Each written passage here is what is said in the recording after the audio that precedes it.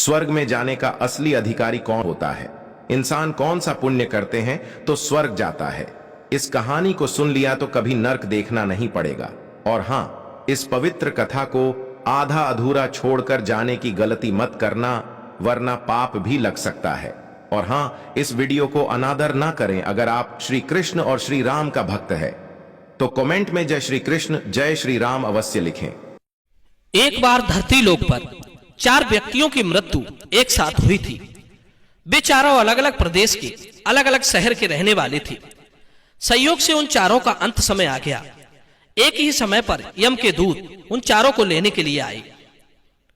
मरने वालों में एक तो किसी शहर का राजा था, एक बड़ा धनी व्यापारी था, तीसरा एक पूजा पाठ जप तप करने वाला पंडित था, और चौथा एक मजदूर था जो दिन भर मेहनत मजदूरी करके अपने परिवार का पालन पोषण करता था।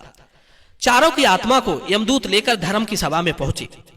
चारों उनके सम्मुख खड़े होकर ये सोच रहे थे कि कौन स्वर्ग में जाएगा और कौन नरक में। धर्मराज अभी गद्दी पर विराजमान नहीं हुए थे। उससे पहले ही वे चारों आपस में बातचीत करते हुए स्वयं को ही स्वर्ग का दावेदार ठहरा रहे थे। सबसे पहले राजा बोला कि देखो, मुझे तो धर्मराज पक्का ही स्वर्ग में भेजेंगे, क्योंकि मैं एक विश्वविख्यात राजा हूं। मैंने अपने शुभ कर्मों से धरती लोक पर अपना खूब नाम कमाया है। चारों तरफ लोग मेरे अच्छे कर्मों की चर्चा करते हैं। कभी कोई मेरे द्वार से खाली हाथ नहीं गया। जो आया मैंने उसे इतना दिया कि वो जीवन भर मेरा नाम नहीं भूल पाएगा। हर तरफ मेरे नाम का यशोगान हो रहा है। मेरे द्वारा लुटाए गए दान से लाखों लोगों को खाने को अन्न मिला है, रहने को आश्रय मिला है। इसलिए मेरे कर्मों को देखते हुए धर्मराज पक्का मुझे ही स्वर्ग में भेजेंगे। राजा की बात सुनकर वो धनवान व्यापारी कहने लगा, हे भाई, मैंने भी पृथ्वी पर रहकर खूब धन कमाया और उस धन से मैंने लाखों लोगों की सहायता की। मैंने अपनी कमाई का 11वां हिस्सा सदैव दीन दुखियों की सहायता में लगाया है। मेरे शुभ कर्म को देखते हुए धर्मराज मुझे ही स्वर्ग में भेजेंगे, ये बात मैं पहले से जानता हूं। व्यापारी की बात सुनते ही पंडित जी कहने लगे, अरे भाई, क्यों व्यर्थ की बातें करते हो? स्वर्ग में जाना कोई आसान काम नहीं है। स्वर्ग में जाने के लिए दान धर्म के साथ साथ जप तप पूजा पाठ भी करना पड़ता है। इसलिए स्वर्ग में प्रस्थान तो हम ही करेंगे, क्योंकि मैंने भगवान का खूब जप तप पूजा पाठ किया है। पूरा जीवन मेरा पूजा आराधना में बीता है। मेरे शुभ कर्मों के कारण मुझे ही धर्मराज स्वर्ग का दरवाजा खोलेंगे, यह बात मैं अच्छी तरह से जानता हूं।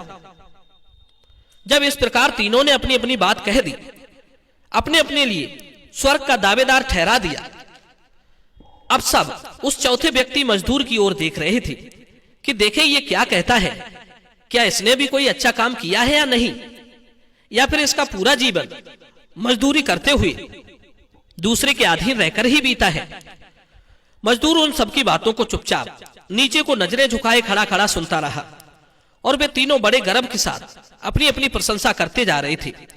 तभी धर्मराज अपने साथी चित्रगुप्त के साथ दरबार में हाजिर होते हैं। चित्रगुप्त के हाथों में एक मोटी सी किताब थी, जिसमें समस्त प्राणियों के कर्मों का लेखा जोखा लिखा था। धर्मराज अपने सिंहासन पर विराजमान होते हैं। उसके बाद चित्रगुप्त ने राजा को अपने पास बुलाया और उससे पूछने लगे कि तुम बताओ, तुम तो धरती पर बड़े ही प्रख्यात राजा थे। तुमने अपने जीवन में कौन कौन से शुभ कर्म किए हैं? कितने लोगों को दुख दिया है, कितने लोगों का भला किया है? मैं अपनी पुस्तक में देखकर यह फैसला करूंगा कि आप स्वर्ग में जाने के अधिकारी हैं या नहीं हैं। तब बड़े गर्व के साथ राजा अपने कर्मों को बताता है, हे भगवान, मैं एक बहुत बड़े राज्य का स्वामी था। मेरा राज्य बड़ा ही समृद्ध और खुशहाल था। मेरे राज्य में दीनहीन बहुत ही कम थे। सब मेरी छत्र छाया में बड़े आनंद के साथ जीवन यापन कर रहे थे। मैंने अपने राज्य के लोगों को किसी चीज की कमी नहीं होने दी। हर भूखे को भोजन मिलता था। लाखों की धन माया उन्हें रोज दान की जाती थी। प्रजा के लोग मुझसे बहुत खुश रहते थे। दिन रात वे मेरा यशोगान करते थे। यही मेरे जीवन के अच्छे कर्म हैं। राजा की बात सुनकर चित्रगुप्त ने अपनी पुस्तक में देखा और देखने के बाद राजा से कहा, तुम्हारा कथन सत्य है। सचमुच तुमने अपनी प्रजा को बहुत सुख दिया है, परंतु इसके साथ साथ तुमने अपराध भी बहुत किया है। तुमने अपनी राज्य की सीमा को बढ़ाने के लिए जितने युद्ध लड़े हैं, उन युद्धों में हजारों लाखों की संख्या में सैनिकों ने अपनी जान गंवाई है। उन सबकी मृत्यु का कारण सिर्फ तुम हो। उनके परिवारों को, उनके बच्चों को अनाथ करने वाली, उनकी स्त्रियों को विधवा बनाने वाली सिर्फ तुम हो। तुमने लोभ बस हजारों परिवारों को घोर दुख दिया है। युद्ध लड़कर राज्य बढ़ाने से अच्छा था कि तुम अपने पड़ोसी देशों से मित्रता करके उनके साथ व्यापार करती। आपका राज्य तब भी समृद्ध और संपन्न होता। तुमने अपनी प्रजा को सैनिकों के रक्त से सींचकर सुखी बनाया है, इसलिए तुम स्वर्ग के अधिकारी नहीं रहे। राजा चुपचाप पीछे को हट गया। इसके बाद उस व्यापारी से पूछा, आपने धरती पर कौन कौन से अच्छे कर्म किए हैं? तब व्यापारी कहता है, हे भगवान, मैंने धरती पर जितना धन कमाया उसका 11वां भाग अच्छे कामों में लगाया है। लाखों लोगों को भोजन खिलाया है, कई आश्रमों को दान दिया है, कई बेघर लोगों को अपने धन से घर बनवाया है, कई शहरों में मंदिरों का निर्माण कराया है, जगह जगह मुसाफिरों को ठहरने के लिए धर्मशालाएं बनवाई हैं, पानी के प्याऊ लगवाए हैं, प्रत्येक तीर्थों में भंडारे करवाए हैं। यही मेरे अच्छे कर्म हैं। व्यापारी की बात सुनने के बाद चित्रगुप्त ने अपनी पुस्तक खोली जिसमें उसके जीवन के सारे अच्छे बुरे कर्म लिखे थे। चित्रगुप्त ने बताया कि देखो, तुम जो कहते हो वो सत्य है। तुमने धरती पर खूब दान धर्म किया है, पर तुम्हारा पाप ये है कि तुमने धरती पर जो दान धर्म किया है वो तुमने उस पैसे से किया है जिसको कमाने के लिए तुमने बहुत झूठ बोला है, बहुत ठगी की है, कई चीजों में मिलावट करके बेचा है, नकली चीजों को असली के दामों में बेचा है, कितने व्यापारियों को रास्ते से हटाया है। तुम्हारे इन कर्मों से न जाने कितने लोग बीमार होकर मर गए, कितनों ने आत्महत्या कर ली, कितनों की मेहनत का पैसा तुम्हारे पास आ गया। उन सब लोगों की बद्दुआएं तुम्हारे साथ हैं। तुमने जो कुछ भी अच्छा काम किया है वो बुरे कर्म करके ही किया है, इसलिए तुम्हारे पास तुम्हारा कोई शुभ कर्म नहीं है। तुम स्वर्ग में जाने के अधिकारी नहीं हो। चित्रगुप्त की बात सुनकर व्यापारी भी उदास होकर पीछे हट गया। उसके बाद पंडित जी को बुलाया और पूछने लगे, तुमने अपने जीवन में कौन से अच्छे कर्म किए हैं? तब पंडित जी कहते हैं, हे भगवान, मेरा पुण्य ये है कि मैंने हजारों लोगों को ज्ञान दिया है, हजारों यज्ञों के अनुष्ठानों को संपन्न कराया है, हजारों के घरों में पूजा पाठ कराई है, दिन रात मैंने ईश्वर का जप किया है, हजारों कन्याओं का विवाह कराया है, लाखों पिंडदान श्राद्ध कर्म कराए हैं, अज्ञानियों को मार्ग सुझाया है। इससे ज्यादा शुभ कर्म और क्या हो सकते हैं? तब चित्रगुप्त अपनी पुस्तक में देखकर बताते हैं, हे पंडित जी महाराज, आपका कहना सर्वथा सत्य है। आपने वास्तव में हजारों लोगों को ज्ञान दिया है, लेकिन उस ज्ञान पर स्वयं कभी अमल नहीं किया।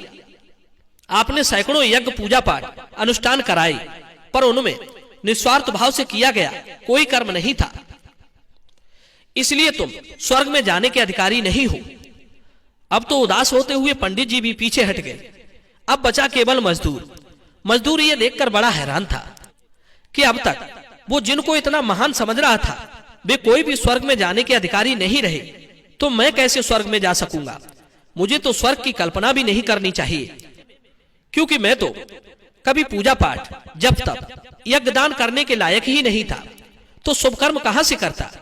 मैं तो मेहनत मजदूरी करके सारे जीवन अपने परिवार को पालता रहा, शुभ कर्म कहां से करता?